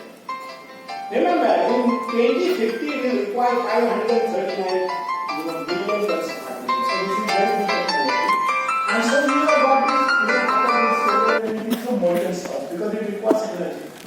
This green solar energy. You can store it. So that is what we did. And remember, this is what has happened. Our technology level is more than it. And so what is happening? We are building a plant in Goa because I cannot build it on ICT campus. This is only 16 acres land. I don't have space. So I was asking ONGC to give me space. So they have given me in Goa, and we are going to build one more plant in Andhra. So the whole idea is there, and we asked for expression of interest. 23 industries have contacted me, they are interested in this technology, including lands. So what it means, because everybody is curious to know how do I produce in less than $1. Okay, that is the trick, right? That is the trick. So yes, so this is the very interesting thing which we did. And so what happened ultimately? So listen, this is what we did. So we have solar power, we store energy in molten salt. So we developed some new composition, we patented. We have a copper chlorine cycle. This is a 6-stage process. We take water, you produce hydrogen and oxygen. Oxidation of biomass, like I showed before, and hydrogenation of that. Even hydrogenation of carbon dioxide to make methane and higher hydrocarbons. People are interested, we have got patents on that. All these things, remember what we can make. Hydrocarbons, methanol, dimethyl ether, formic acid, green ammonia, fluorescence, name. All sorts of things we can make. And we have been working in this area. So, it's very interestingly, I said I can produce hydrogen in less than $1. And remember, the oxygen which comes out of this, 1 kg of hydrogen is accompanied by 8 kg of oxygen. That oxygen is 13 cents per kg in international market. So I get equivalent credit also. But I am not showing that. Because supposing there is some hidden cost, and we are doing heat punching. That is, combination of different reactor separators and whatnot. So that is a very interesting process. So what is ultimately I am trying to tell you? That right now, why electrolyzers? Electrolyzers are very costly, and they don't give hydrogen in less than $5, $6, $7 per kg. And our standard is $2. the refined grey hydrogen is $2. So you can see that. So they have said that electrolyzer costs $1,100 per kilowatt. In 2020, it has to come down to 220. So a lot of technology. So you may remember what is happening is that there is the US Department of Energy. They have announced a plan which is called 111. So those who are cricket lovers, you know what is 111? Nelson's Army, right? Somebody is playing what 111. His fellow is worried. He says he may get out. Right? Here 111 means 1 kg hydrogen in $1 in 1 decade. So United States says that in 1 decade you should develop technology where you produce by this. So when we claim ourselves, we got interest from Canada, we got interest from USA. They said, what is your technology? And we'd like to join hands and we can develop something together. So that is the beauty of this, So what I did, I compared all this hydrogen production technology, okay? So mine is here at the last. Okay? You see, remember, if you are from coal, I said you take steam reforming 19 kg per kg, or 19 ton per ton. Grey hydrogen, natural gas 11. When you do pyrolysis, so by turquoise it is 0, it is about $1. Natural gas blue, when you do carbon capture, it is 0.3. And green, anywhere between 3 to 7.5. So very expensive. Electrolyzer technology is very, very expensive. So even though we may call green hydrogen this and that, it is crying for new technologies. Okay, that is where importance of why work. So what we did, success story, CO2 to methanol and rather methane and higher hydrocarbons. We got patents on that. People are interested. So-called SNG and all, the natural gas mixed with hydrogen, we can give any of them. Okay? And we can use any source of carbon dioxide. So it is again ONGC support. Like Dnyanvistar either, one of my postdoctoral students, DS Kotari, he came to my lab and I said, okay, you work on this. And we developed this technology. Now Godavari Biorefinery have joined hands with us. And Dnyanvistar ether, why? Because Dnyanvistar ether is a good substitute for LPG.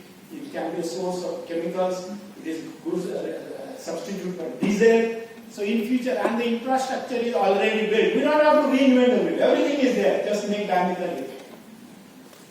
So when I was in that IIT Kanpur University, one of the professors showed me his hydrogen engine and Dnyanvistar ether-based engine, and he was very happy. He attended my lecture and he said, "Sir, you must see my lab because what we are doing." So I was very happy that somebody is using Dnyanvistar ether. And then we have got CO2 into methanol, because methanol is the fuel which is used in all these race cars, and the flame is not seen. Methanol flame is not seen when it burns, and methanol can be used in place of ethanol in this diesel and petrol, which is we have this mandate, right, 22%. So we can do that. Also methanol, green urea, green fertilizer industry. And look at the 14 top biomass-based chemicals. These are very high-value chemicals. We can make all of them. We studied a lot of them in my laboratory, which is given here. And so consumer plastic. Now I am coming to consumer plastic. So this is, I am going to entertain you a little bit. For example, this is the bottle, right? First of all, the size is too big. We should not put this kind of bottle in. Small bottle. Because it is wasted. If I drink it, nobody is going to drink that. They are still alive. Correct? And you will waste it. So you waste the plastic, you waste water also. What is required is that we have to encourage recycling. And how do you encourage that? So I am going to give you. So all these 7 different plastics which are used. These are consumer plastics and plastic goods. Okay, so what I am going to tell you, these are, this is just to tell you that they say that how many years it will take to decompose. What is the meaning of that? When I say degradable and all, what is the meaning of that? Means I am irresponsible. I want nature to degrade it. I can throw it whenever I like. You go in the city, everywhere there is garbage, and garbage. A lot of garbage. Only the rag pickers will pick only this kind of bottle. Because it is PET. It gives him value. Right? Because 80% of this is recycle in India. Reliance is number one in that. But others are not. The polythene bag, the milk bag, or anything else. You will see everywhere people are throwing it. So I have a suggestion. I told this to the government, Maharashtra government. Maybe once again I will try this. Now see, look, this single-use plastic. There is a ban on this plastic since October 2nd, 2021. You cannot use it, right? Single-use plastic. Yeah, it has to be used multiple times. That is what it means. And there are so many articles. The straw, for example. You want to drink your Coca-Cola or Pepsi or whatever drink, you can't use it now, okay? You have to have something. Can you carry the metal piece with you? The pipe, put it in your pocket, take it out like a pen and drink and then put it back again. So sometimes the ideas are crazy and the authorities, the so-called implementing authorities don't think the practicality. So when you ban plastic, what happens? There was a headline last week in Mumbai, I read this. You know what it said? Oh, the authorities, confiscated 10 kg of plastic from a particular poor vendor. So what he must have done? He must have bribed the police wala or municipality wala to come out of it. Right? So you will increase the illicit business, illegality, right? Because you want to come out of the thing, so you pay. So authorities are becoming rich. Society is being spoiled. Why? Because you have banned it. Anything you ban, you create all these businesses. Right? Like for example, liquor is banned in Gujarat. Maximum liquor is sold there. No, I'm not joking. You find out. And the police will tell you where to find that liquor. But it means they are handling blow with this illicit business. So, what is the solution? So my solution is very simple. I hope authorities listen to me. I say STP ban means society is not held responsible and government wants nature to do the degradation. So listen what is the next slide, I hope it is there. So ban is no good idea. Plastic ban means society is here and we want nature to buy with the plastic. Is this correct? Is it correct? And we have millions tons of waste plastic which we created before and which we will have in future. I have a solution. I have a solution that to make it people responsible. Supposing this bottle had a, irrespective of size or even a straw, 1 rupee deposit. Correct? You return this, you take your 1 rupee back. If you don't take it, somebody else from the audience will take it because there is money. Correct? So and it is irrespective. So don't have to worry. I am digital economy. So somebody who returns, he will get the money full refund. We have sales, right? We pay a lot of taxes to the government. We have sales. So this will be returned. So 80% of this sorting, 80% of the cost is on sorting. And many of this nature, whether it is milk or anything. Supposing the milk comes, the pouch, you have the barcode on that. You return it. So what my suggestion is very simple. My suggestion is that, like this, you have the newspaper boy coming to our home every day. Housewife will never throw the newspaper like that. She says, I will sell it in the Radhi. Because she thinks she is getting money. In fact, sometimes the newspaper Radhi is more valuable than the content in it. Right? This time, Kolhapur times, Mumbai times, whatever, Pune times, they are all garbage, piece of garbage. I never read it. I'm telling you that. That's a fact. But the pages after pages are there, but you don't throw it, you sell it, right? Because you get money. So like that, what I am saying, so can we not encourage this kind of policy? So I will tell you the hilarious part of it. Okay? So yes, just go to the next. Yeah. So it is because, so digital technology or refund, how do I do it? So refundable deposit can be, for example, rupees 1. Promotion of digital economy, we are talking about, Google Pay and whatnot, right? And plastic collector man comes to your doorstep every day like a newspaper boy and says, Madam, give me your plastic. Supposing you have 2 bags, you get 2 rupees back, but he will take his commission to the government, right? 5%. You get your money, you will not throw it, and it will generate a lot of revenue. And you know what we do with this? Once again, hydrogen comes to our rescue. So segregation, so this is what chemical recycling, upcycling, downcycling. Hydrogen, how hydrogen helps, I will tell you that also. So, green hydrogen will be the key. So, for example, you have also, you might be doing some of these things, picking, sorting. There are, 5, 6 different types of processes here. Energy recovery, you burn it. So, here, this is called chemical recycling, chemolysis, pyrolysis, and gasification. I can do it, okay? I can do, there are steps which are called like this, I tell you. Remember, this is one. Hydrolysis, glycolysis, aminolysis, ammonolysis, alcoholysis, acetylolysis. That means putting the plastic in company of something else where it will react, break the bond, and make monomers and whatnot, other chemicals. Depolymerization process. So what happens in that? So what advantages of hybridization over this?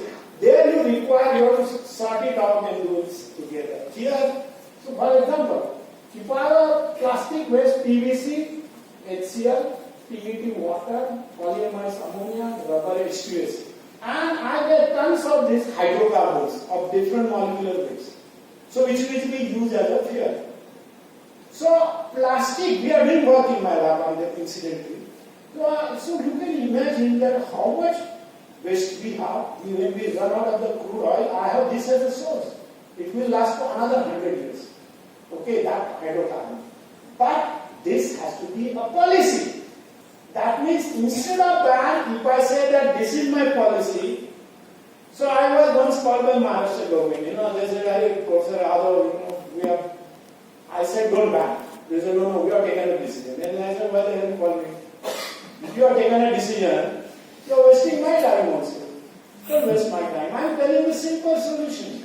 Maybe this new government I will tell again. Okay? So you see all these things happening. So remember waste plastic. Any mixture, PET, PU, PA, name it, PVC, PS, HDPE, anything you name it, I can convert into, depolymerize, convert into monomers and whatnot. I do it very nicely. One of my PhD students right now has worked on this PET waste, for example. Glycolysis.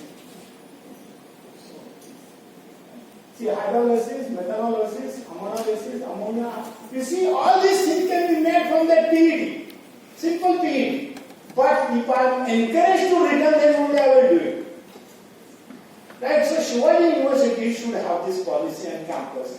All bottles in your canteen, tell them, you tell that this deposit is given and every student returns it. Yeah, you will be applauded for that. Okay? I will tell the government that you will help them. Alright, so this is what is steel industry. Steel industry is one of the most polluting industries. 1 ton of steel produces 2.38 ton of carbon dioxide. And so suppose, in the year 21, we had 102.5 million metric tons of steel. Then it was 106 last year. 2030 it will be 300 million tons. This year it will be 120. So imagine we have committed to net zero. So much of carbon dioxide we are emitting. Suppose I say no carbon dioxide, hydrogen. So hydrogen comes to my rescue here also. So you can see that electricity generation of water, so hydrogen, so once again new type of technology. Hydrogen, so green steel, green nickel, name it. We can produce variety of these things, and that's what I told you, 2.38 tons of carbon dioxide produced by steel industry. So I have heard a lot of inquiries from them. So if you look at the production technology, thermochemical, electrolytic and photolytic, these are well-known technologies. So this steel reforming, partial oxidation, these are all practice mature technologies. So what we did, we compared our technology with 19 others published in the literature, and we came to a conclusion that we can produce this 90%. That is why I became famous overnight, because people say, hey, how we do it? We work 15 years on that, it's not one day. It's a lot of hard work we have to do. But yes, it is true that, so in future, that is the electrolytic hydrogen, they say it will be less than $2. Takitanam, I mentioned about 111. 2 is not a target, 1 is the target. But by 2030, they say it will happen. So ultimately, 2030, hydrogen economy will embrace the entire world. Everybody will talk about hydrogen. And so what is going to happen in 2050? 539 million metric tons of hydrogen will be required. In 2070 it will be almost 700 million metric tons. So we have tremendous scope for hydrogen technologies. And so what is going to happen? Remember, in 2050, this is what is going to happen if the society accepts all these things will be based on hydrogen. So we will have a better future. And another problem is that people think hydrogen is atom bomb. It is deuterium, not hydrogen. Hydrogen is not. Hydrogen is 14 times lighter than air. We have better sensors now, so we can sense even pp and ppb. Because there is upper limit, lower limit, super limit also. We can capture the hydrogen.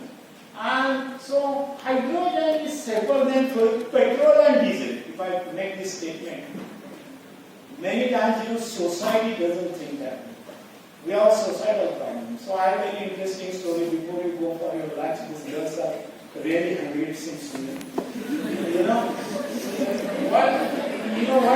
What it means that in the year 1910 around that, the ladies in New Jersey's province, in the state of the United States, they took a procession to the governor's bungalow. And you know what they said? Ban X-ray. It is depriving the women of their modesty. The doctors are seeing through everything. Can you show me any hospital without X-ray? So they were opposed to it, but the government persisted. So during Second World War, we had this Nagasaki, Saki and Hiroshima, atom bomb, right? So that time this NMR was used, so they dropped that N, nuclear. And MRI, what is MRI? It is nuclear magnetic, right? So that N was dropped so that society accepts it. So sometimes you mislead the society for good technology.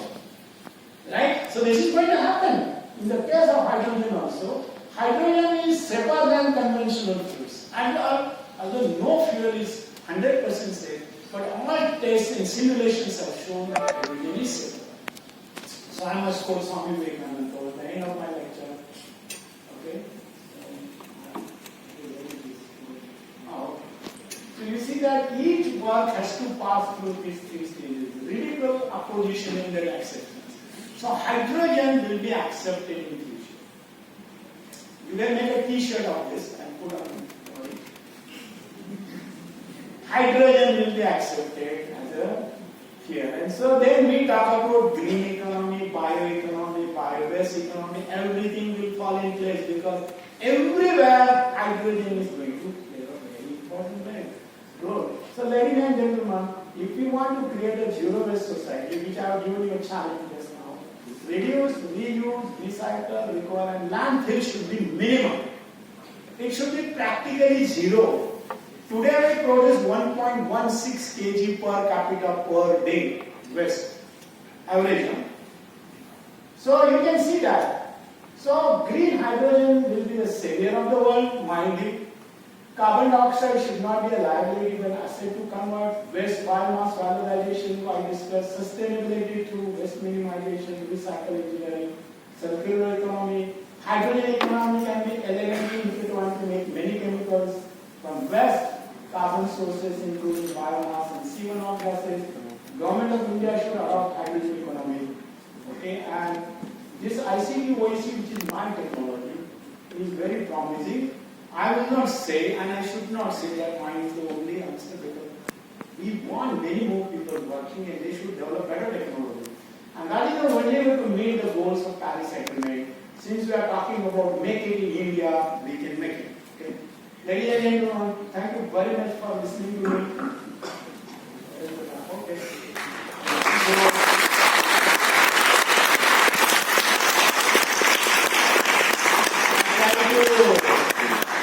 Give a glimpse because I thought I must tell you a story. I hope I have succeeded in telling you what can be done. Unless you are passionate about your subject, your research, you cannot do it. You are good passionate. You cannot say, oh, my subject is not good, his is much better. You will never be able to do it. Right? as professors, you know that every student's problem is important to you. That is why you are given it. But the student has to add more value to it. So hopefully I have generated curiosity. Some of them you were hoping when would I end my lectures because your mess might be closed or your food is ready, waiting for you. Thank you very much.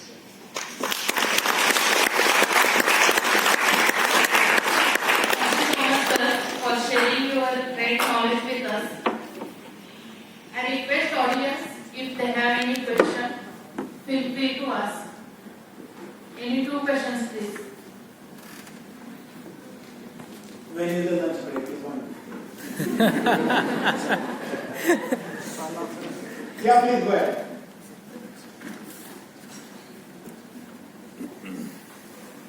First of all, thank you for the good lecture, sir. I will ask you a very simple question related to biomass valorization. India will remain the agriculture-based economy in which produce the largest biomass waste. And if this biomass waste can be converted and valorized to different products, our economy will be boom.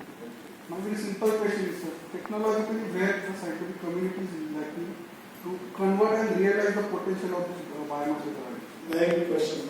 The first and foremost is, like your sugarcane cultivators, and you collect the sugarcane and go and process it and make sugar and you have the molasses.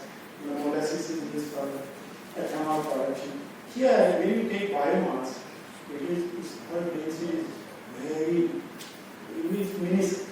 You have to compact it, you have to solidify it, you have to pelletize it. And then only that can be processed, whether it is hydrogenation or any fermentation or whatever.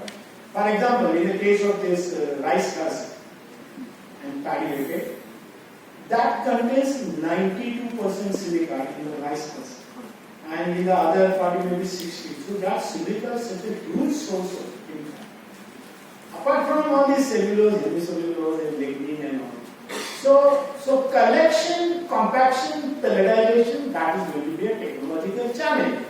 Suppose there are 10 villages and you collect that and then you compact it and cut it into pieces and make the pellets and then you take. Oh, so that technology is required. So that is happening now. What is happening? Incidentally I chair the Government of India's Committee on Investment, DST's committee. So we are doing projects to many people. Whole idea is that technology should be developed across the country, not me or you or somebody else. So in Punjab there are a lot of people who are trying to do it, that the rice based and the bamboo based cultivation. But you require that continuous source. No? If you set up a plant, you must have a continuous supply of feedstock. So that is the most important part of it. So technology maturity is not there, but it will be developed soon. But this is going to be a reality. If the farmers come, they can have a farmers bio-waste society like sugar factory, right? Sakar karkhana, correct? So we will have this. We will definitely have it in future. So we need a lot of good technology. And as I mentioned, it requires tremendous patience. Nothing happens overnight. You wish it happened. You have to wait for ages. But in the case of technology, there is always a scope to improve technology or develop better technology. Nothing is final. In technology, nothing is final. Remember that. If one technology creates a problem, another technology must solve it. Plastic was introduced as a substitute for paper because we said paper degradation of forest. Plastic created problem. Why? Because it was free. Correct? It was free, so we started throwing. Same thing happens. You know how much food waste? 50% in MSW is food waste. 11 to 12% is plastic waste. Why there is food waste? I have a solution. Like you go and attend somebody's marriage or birthday party or whatever party, and because they want to show their wealth. So they will have Malaysian food, South Indian food, Punjabi food, Marathi food, Gujarati food, all sorts of food and dishes, and they are decorating it so much. You are tempted to eat and you don't like it, so throw it. You throw it, right? But if they had said, okay, this particular dish will cost you 50 rupees, and they put a in the basket there, dump it there, and this will be given to the groom and the bride at the end of the program. Instead of giving some gift, right? Give that collection. I can assure you, your wife will not allow you to eat. Because she wants to save money.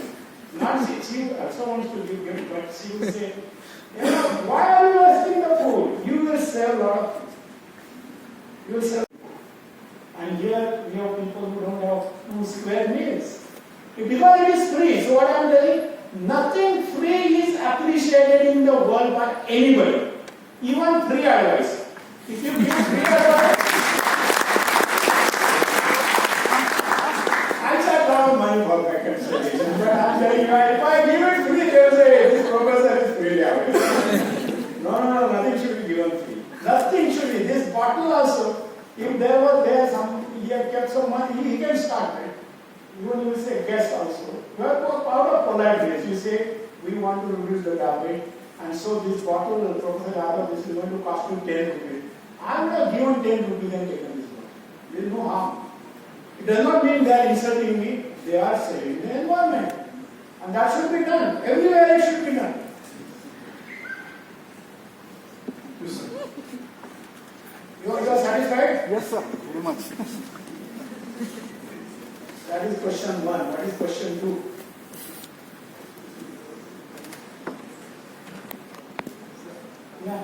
Yeah, you have a question? Okay.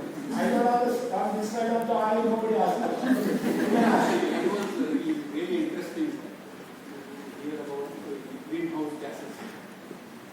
Human civilization was there for thousands of years, at least 3,000 years, or more. It took only 100 years to make us worry. Since the invention of petroleum, do we really have the time? We have the time. I told you, never lose hope. Never lose hope. Because if one technology, I said just now, a few minutes ago, if one technology creates a problem, another must solve it. That is the human ingenuity. That is the human ingenuity. And believe me, why I don't like the 2070 deadline, I'm saying much before that we will do it. Who does it is unimportant. Ultimately, the survival is a So survival of the species is possible if we work collectively. And everybody thinks on it. So, it is very easy to destroy things, but very difficult to create. And what happens, see, this so-called, accelerated things, like to make that petrol, the history of, petroleum geology, you should study, I have studied that, took millions of years. It is also cooking pressure, high temperature, and then the biomass, the trees and what, in the presence of water, they were converted into coal or crude oil or whatever, right? Took millions of years. The same thing we want to achieve in the so-called pyrolysis and bio-oil and what. We are accelerating it by million times. So this will also happen. We don't have to be desperate. Oh God, they do. I still remember as a child, I can still tell you the date, 1916, 14th June, Pudari and all these papers, probably. Ata jab budi NRI. Everybody in the village started having all mutton parties and what. They said, oh, today is the last day of life. Nothing. You can read if you like, you can look at the archives. I'm telling you Pudari because I was in the 3rd standard. I saw that was happening. People, it was raining in our home also. We said, "Ata jail puri na hai, kya na hai?" Sakari utlo the sky is worst. Yeah, you study the old newspapers maybe somewhere in the library. Jaguri, and somebody said that this year also, correct? He was right. No, this came here, 2012. Huh? 2012. No, 2012, now also somebody said, this year also they are going to be Jaguri. What Jaguri? Maybe he will make money, right? So prices will fall and everybody will sell it. I said, okay. Thank you so much. Now I request. Yeah, you want to say something? Okay. Go ahead. Now I request Honorable Pro Vice Chancellor Shivaji University Kolhapur, Professor Dr. P.S. Patil sir, to give presidential address on today's program.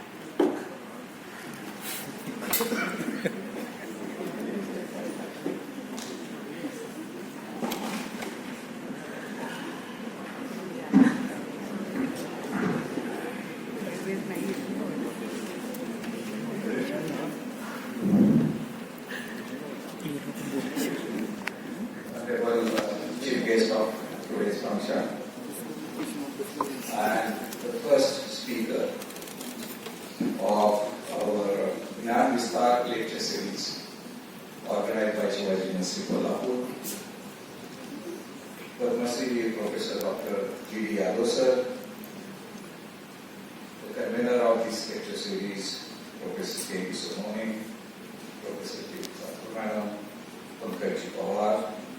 In the audience, we have respected doctors, doing us, all the faculty members, and my dear student friends. After listening to Professor Yadav for the last one or more than 1 hour, you might have now realized that why he has filed and got more than 100 patents. Okay? Because of wide spectrum of the areas in which he is working. He was not working, now till today he is working, even though he enjoyed the post of ICT Vice Chancellor and many more administrative posts.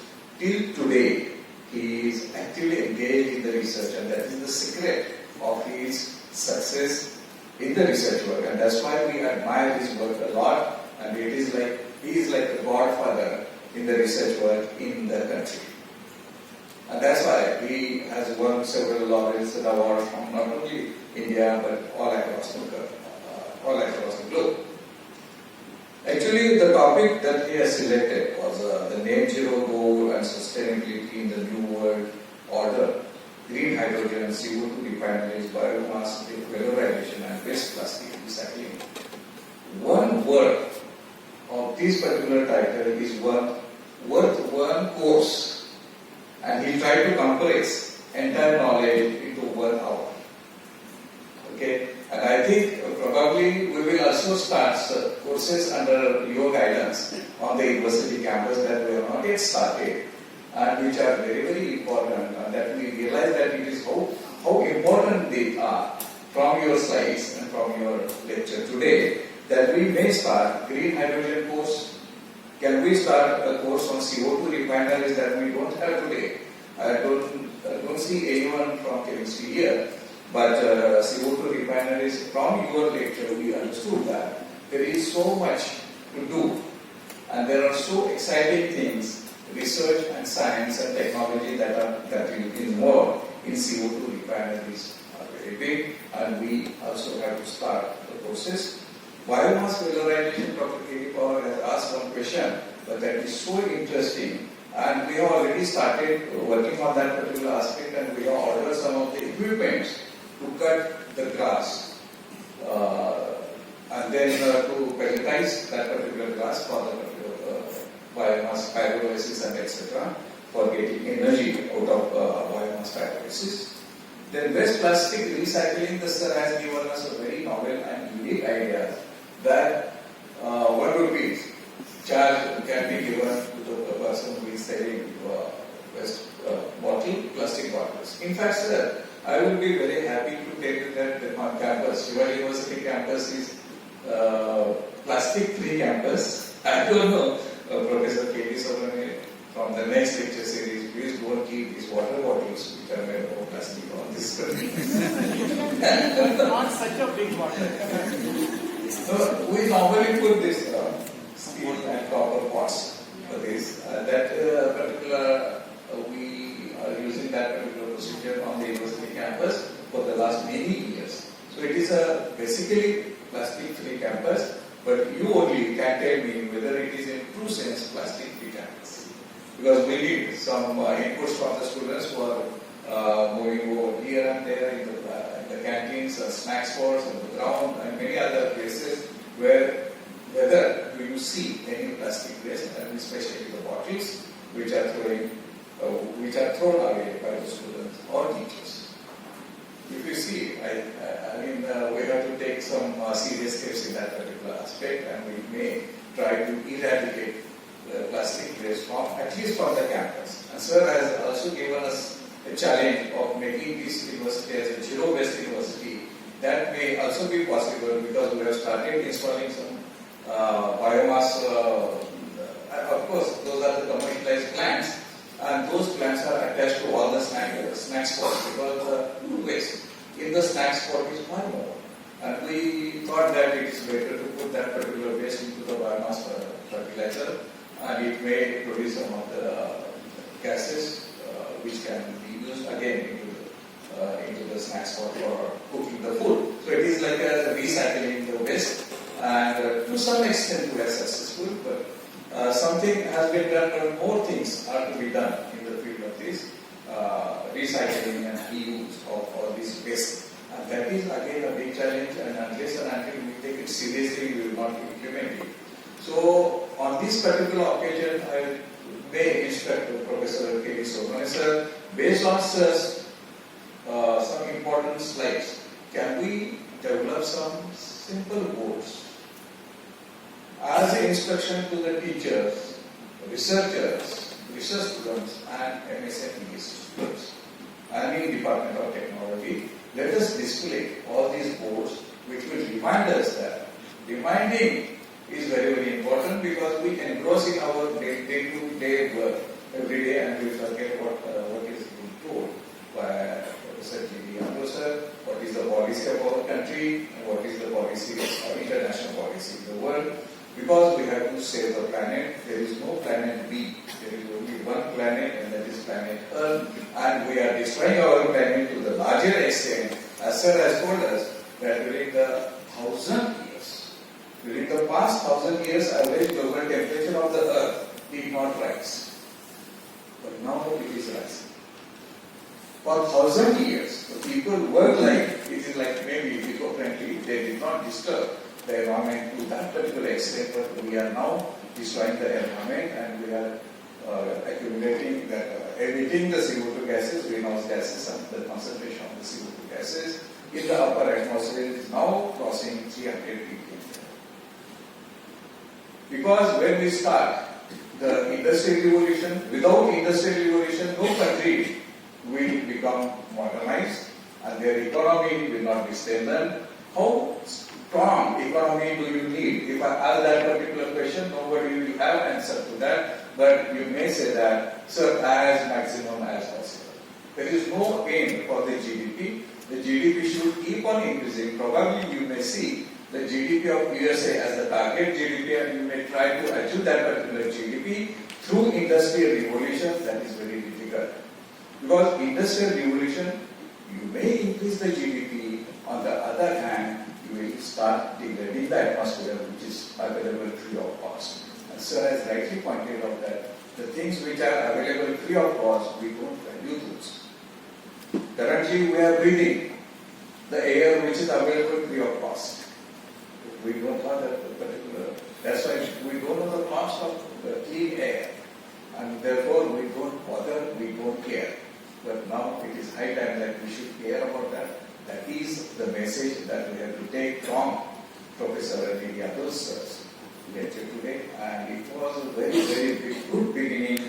And since the tagline of this lecture series is related to knowledge expansion lecture series, I am sure that all the students that attended these particular lectures, they might have expanded their knowledge today. They might have got something new to think and do. Only thinking is not possible because you don't know what is the power of the students, but here the students don't think. Thinking and coming out with a solution is very, very important thing, and therefore I think this lecture was very, very motivating on that particular aspect. Sir has also talked about sustainable development. What exactly is